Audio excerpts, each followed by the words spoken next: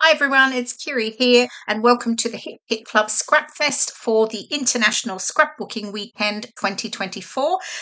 This is mini class number 7, and I'm using a mood board.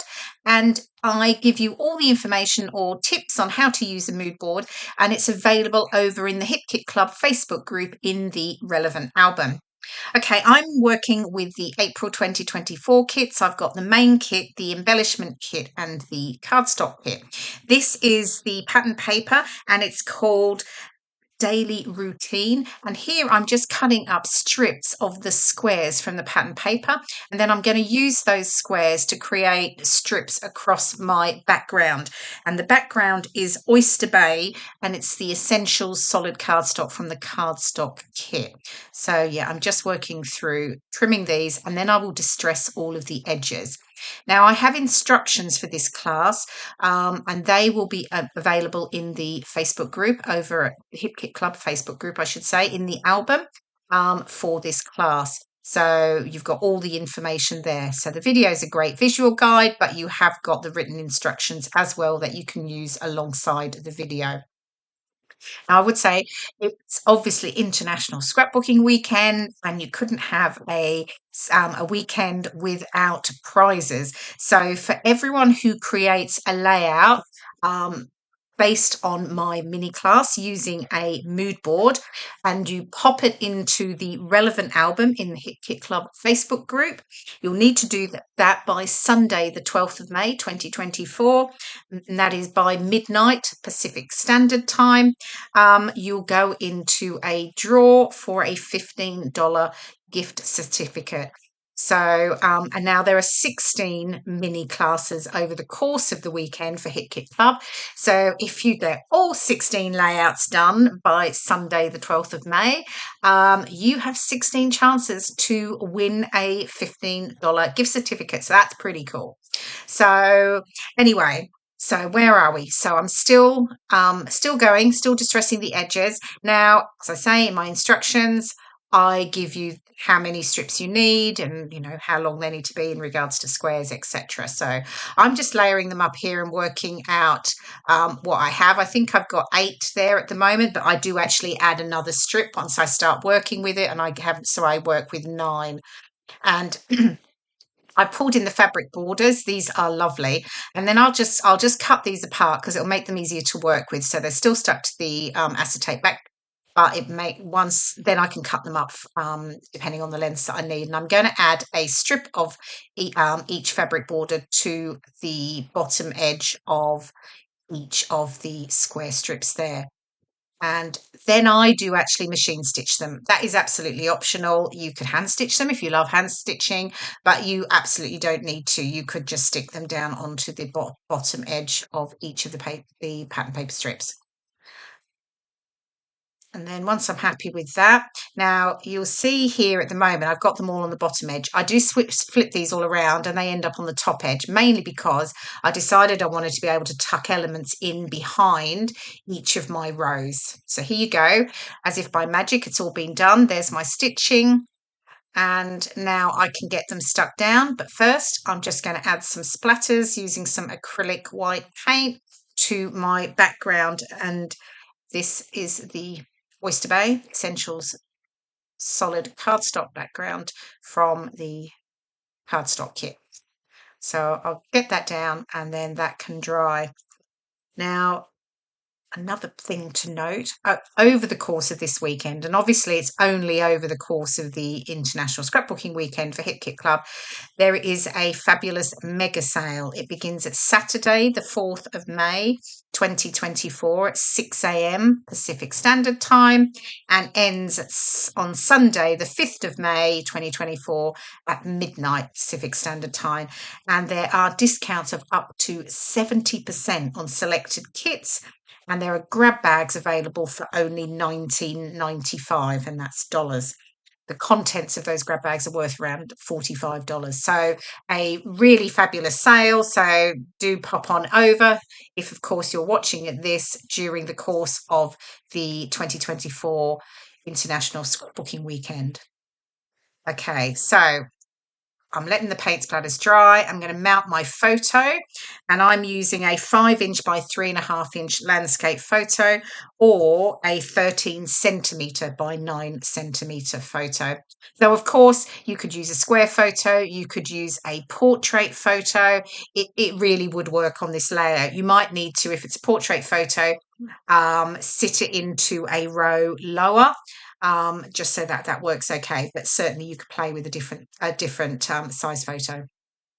Okay, I'm getting the strips stuck down, and I'm just applying my tape on the bottom edges only. So I'm leaving a little bit at the top so I can still tuck things in behind. Okay, so thinking about my mood board, what have I used so far? So the square paper on the mood board, there is a piece of gingham, and it's obviously in squares. So I've got the squares from that. What else? Oh, my photo. I'm at Disney 100 exhibition in London with my a group of scrapbooking friends. So one of the photos in the one of the images on the mood board has a Disney castle. It has a picture of a group of friends together. So that sort of gave me the inspiration for picking my photo. Okay, getting those last ones on. I don't think there's anything else from the mood board yet that I've used. I'll point them out as we go. Okay, trusty T-square, making sure everything's nice and straight. Okay, I've got the chipboard frames, and I'm just popping two of those in behind my photo just to create some extra layers. I do like, that's all part of adding dimension to a layer, and I love dimension. So, the more layers, the better, to be honest. So just pop the chipboard frames in. They come in the chipboard die cut set from the April 24 main kit. And then I'll just stick that flat at the bottom.